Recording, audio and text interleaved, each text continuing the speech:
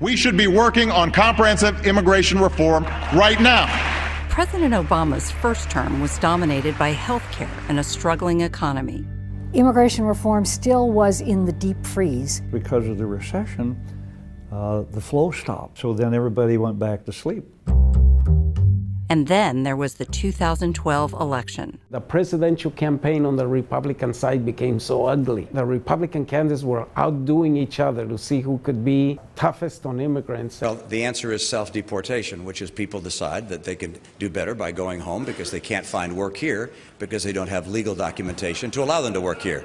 All of a sudden, it all came together for the Latino and the immigrant community and said, no more. Obama won a second term in part because of a record Latino turnout. He garnered 71% of the Latino vote compared to 27% for Mitt Romney. The time is now. Americans currently support both harsher immigration laws and a path to legal status and citizenship. A majority of the country favors increased spending on border control. At the same time, most Americans support a path to legal status if immigrants pay fines and meet other requirements. There are an estimated 11 million illegal immigrants living in the United States today. Jose Antonio Vargas, the former Washington Post journalist. I come to you as one of our country's 11 million undocumented immigrants. Many of us Americans at heart, but without the right papers to show for it. Vargas came to the U.S. from the Philippines at 12 and was given a green card by his grandfather. At 16, he learned that the card was fake. The questions that I get, why don't you just make yourself legal? That to me is the hardest one, just because I'm like... Because he has no documentation, he is unable to travel to see his mother, who still lives in the Philippines.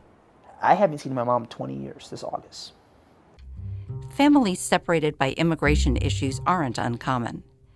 Andrea Gonzalez is married to Jaime, who is undocumented. She says she lives in constant fear that he will be deported. It's really sad because it's like he wants to be with her, but if he goes back home, he's not going to be able to spend the same time with her. Their daughter, Anna, who is 5, is just beginning to notice that her father is different. She's asking a lot of questions. Why doesn't Daddy drive? You can't do anything with her if I'm not around.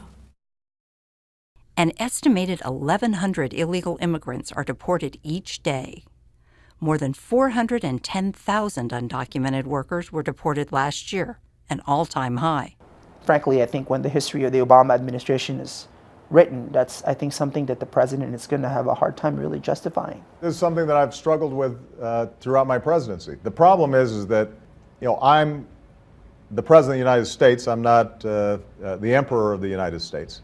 Obama has made at least one move lauded by immigration rights advocates, a June 2012 executive order that allowed some illegal immigrants to defer deportation if they arrived in the U.S. at a young age and pursued education or military service. Many were brought here as small children, are American through and through. Veronica Saravia has benefited from the order.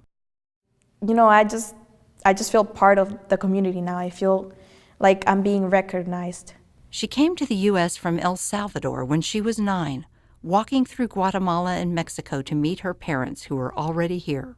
The people that were bringing me gave me a fake name, and I still remember it was Maria Esmeralda Barajas Borjas. I was born in California, and I was coming to visit my grandparents.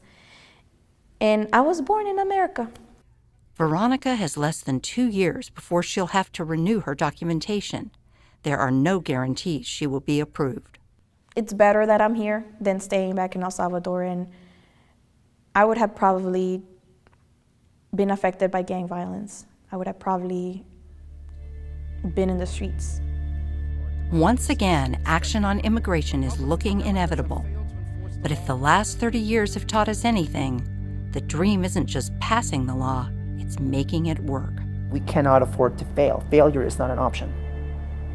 Not for the families that are waiting for this, not for people like me who are waiting for this, and not for a country that deserves a lot better than this.